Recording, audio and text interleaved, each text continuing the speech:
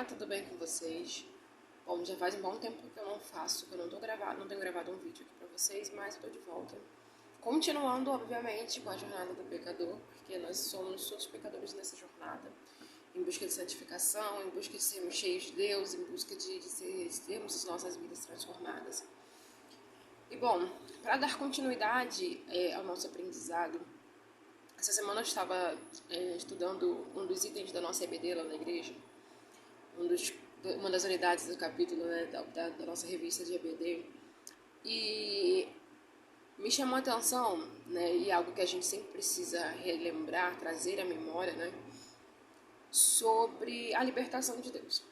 Né, nós temos ali a história de Moisés, quando o povo de Israel estava preso no Egito. Deus levantou Moisés que os libertassem das mãos dos egípcios, das mãos de Faraó, e os levassem a uma terra que emanasse leite e mel.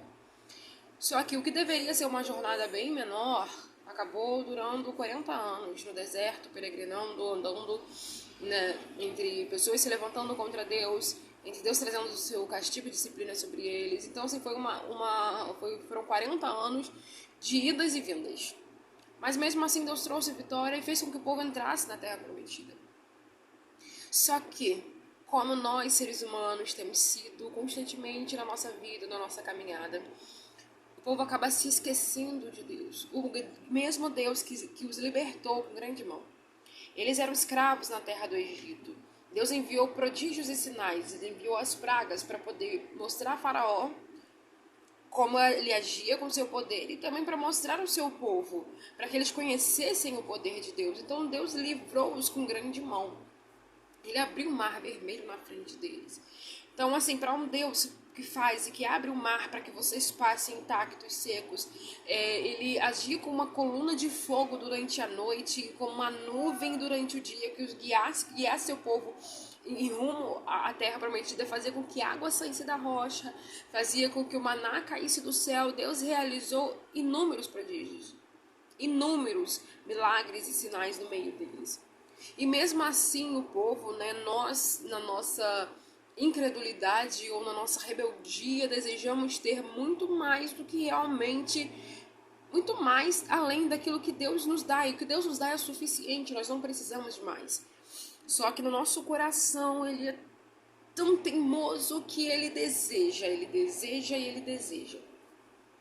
E eu vou ler um pequeno trecho de Juízes, capítulo 3, que fala no versículo 7.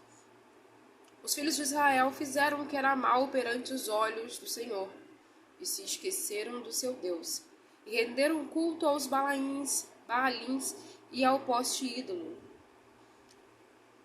E era algo constante.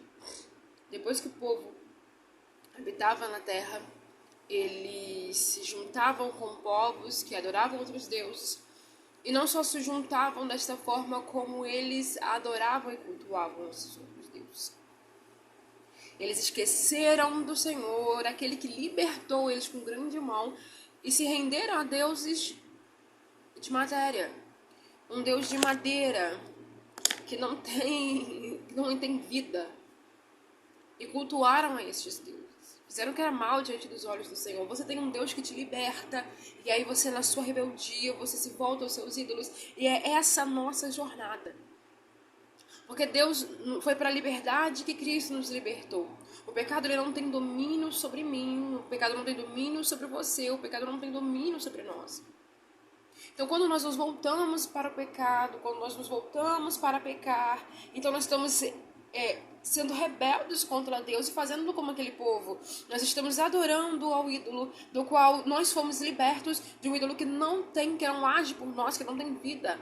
E o pecado, ele não tem vida, porque o pecado, ele gera morte. E quando nós nos voltamos para o nosso pecado, nós estamos abandonando Deus e fazendo queimar os seus olhos.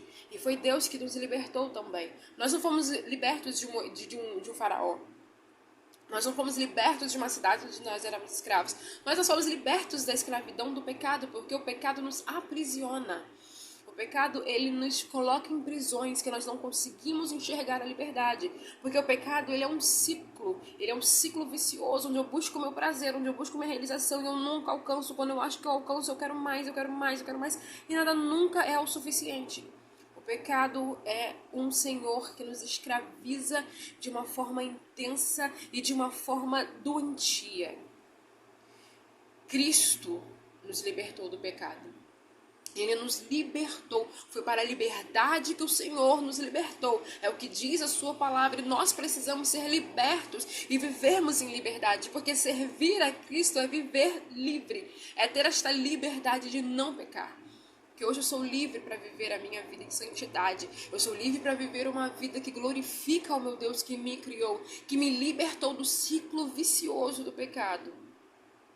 E é difícil, irmãos, é difícil, porque a nossa carne, ela adora o pecado. A nossa carne, ela nos impulsiona para o pecado. E mesmo quando nós pecamos, nós sentimos o peso em nossos ossos. A nossa carne nos empurra para mais fundo nesse poço. Mas Cristo nos libertou. O pecado, ele não tem domínio sobre nós. O pecado, ele não tem domínio sobre os nossos ossos. Nós devemos clamar a Deus sim por sua misericórdia, para que Ele santifique a nossa vida, para que Ele nos ajude a crucificar o nosso eu, para que Ele mude as afeições do nosso coração, para que nós nos voltemos a Deus e que possamos resistir. Porque a palavra de Deus que junto com a tentação também vem o escape. Nós não precisamos de pecado para viver, nós não precisamos do pecado para sermos felizes, nós não precisamos do pecado para nada, nós precisamos de Cristo. Ele é a nossa porção, a porção que nos basta. Ele é a porção da nossa vida. É o Senhor que é o nosso pastor, e se nós temos o nosso pastor do nosso lado, nada nos faz falta, porque Ele é a nossa porção, Ele é a nossa vida. Nós devemos viver no louvor do seu nome, porque Ele é digno de tudo isso. Ele nos libertou para que pudéssemos viver livres. O povo aqui em Juízes, Deus levantou a ira contra eles, mas Deus, mesmo levantando a sua ira, Deus levantou quem os libertasse novamente. Deus é misericordioso dessa forma. Às vezes nós nos voltamos contra Ele, mas Deus envia uma forma de nos trazer de volta em liberdade.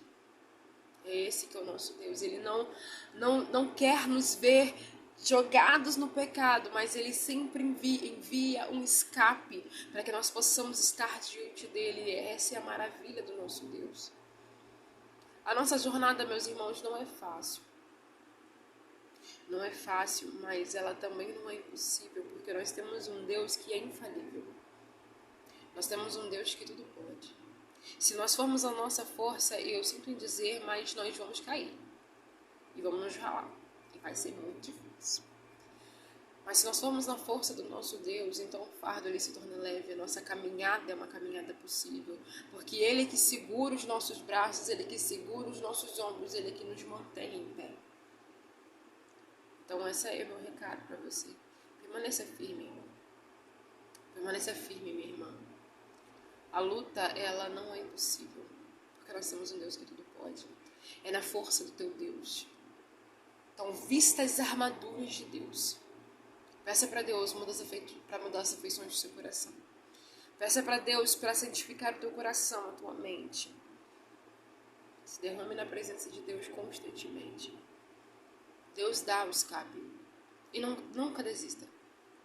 Nunca desista de continuar com Deus. Porque Ele não desistiu de nós quando Ele enviou Cristo. Essa é a maior prova do amor de Deus para as nossas vidas. Então permaneça firme. Que Deus vai nos conduzir à terra que emana leite e mel. E quando finalmente nós vermos face a face, nós vamos ver que tudo isso valeu a pena. Tudo vale a pena para a glória de Deus, para estarmos com Ele infinitamente. Amém? Deus abençoe a sua vida.